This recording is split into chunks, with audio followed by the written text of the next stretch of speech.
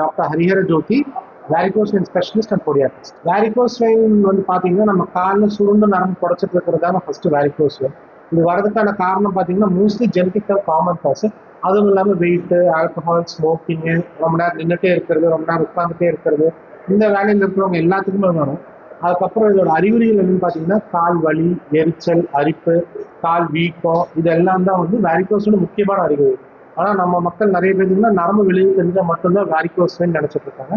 அதுல இருந்து ஒரு 20-30% ஆளுங்களுக்கு நரம்பே வெளியே தெரியும்.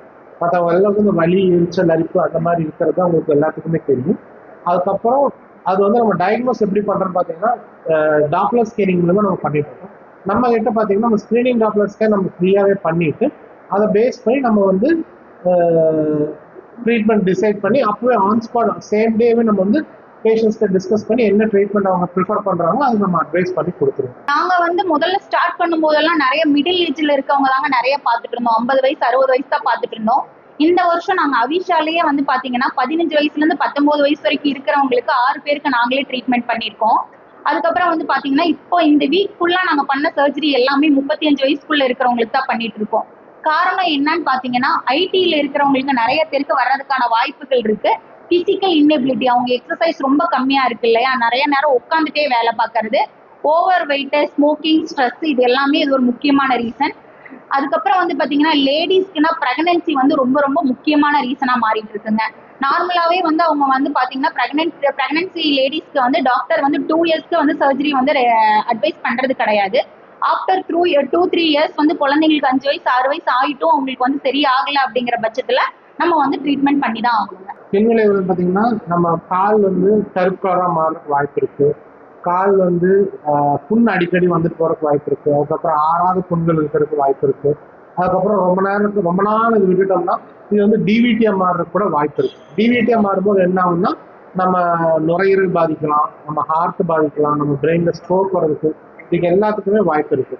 அதனாலதான் நம்ம திரும்பி சொல்றோம், ஆரம்ப கட்டத்திலேயே நம்ம ட்ரீட் பண்ணிட்டோம்னா வேரிகோஸ் வெயின் மட்டும் ட்ரீட் பண்ணலாம். இல்லை நம்ம விட்டுட்டோம்னா வேரிகோஸ் வெயினோட ட்ரீட்மெண்ட் பிளஸ் ஒரு காம்ப்ளிகேஷன் சேர்த்து ட்ரீட்மெண்ட் பண்ணும்போது பேஷண்டோட அஃபோர்டபிலிட்டி இது எல்லாமே வந்து அந்த இடத்துல அஃபெக்ட் ஆகும். சார்ஜஸ் வந்து பார்த்தீங்கன்னா நம்ம வந்து எல்லா பேஷண்டோட கன்சிடர் பண்ணி பேஷண்ட்டுக்கு இது பண்ணி அவங்களோட தேவைகள் என்ன டைப் ஆஃப் சர்ஜரி, என்ன ட்ரீட்மெண்ட்டு, ஸ்டாக்கின்ஸா, மெடிசனா, லேசரா, ஸ்கிரோதெரப்பியா, இது வந்து பலதரமான ட்ரீட்மெண்ட் இருக்கு.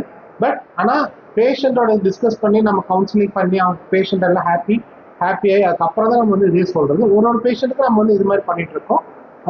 முடியாத பேஷண்ட்ஸ்க்கு நம்ம ட்ரஸ்ட் மூலியமா அரேஞ்ச் பண்ணி நம்ம வந்து ஹெல்ப் பண்ணிடுறோம். ரொம்ப லாங் பேக்கா உங்களுக்கு புண்ணு இருக்கு, 10 வருஷமா ஆறாத புண்ணு இருக்கு அப்படிங்கும்போது அவங்க என்ன பண்ணிடுறாங்கன்னா அந்த புண்ணை எப்படி ட்ரீட் பண்றதுன்னு தெரியாம அவங்களே ஒரு ஆயில்மெண்ட்டை வாங்கி அவங்களே கிளீன் பண்ணி இது பண்ணிட்டு இருக்காங்க. நம்ம கையில இருக்கிற இன்ஃபெக்ஷன் எல்லாமே புண்ணுல போய் அந்த புண்ணு இன்னுமே சேதமாகிறதுக்கான வாய்ப்புகள் இருக்குங்க. அப்புறம் நாம சார் சொன்ன மாதிரி வேரிகோஸ் வெயின் ட்ரீட்மெண்ட் இல்லாம பிளாஸ்டிக் சர்ஜனோட ட்ரீட்மெண்ட்டும் பண்ற மாதிரி ஆயிடும். உங்களுக்கு வந்து இந்த அளவுக்கு மினிமலா புண்ணு இருந்துச்சுன்னா தான் நம்மளால ட்ரீட்மெண்ட் பண்ண முடியும். ரொம்பவே உங்களுக்கு தோல் எல்லாமே வெளியே போயிருச்சு அப்படின்னா தொடையில இருந்து சதை எடுத்து எஸ்எஸ்ஜி பண்ற நிலைமையெல்லாம் ஆயிரும்.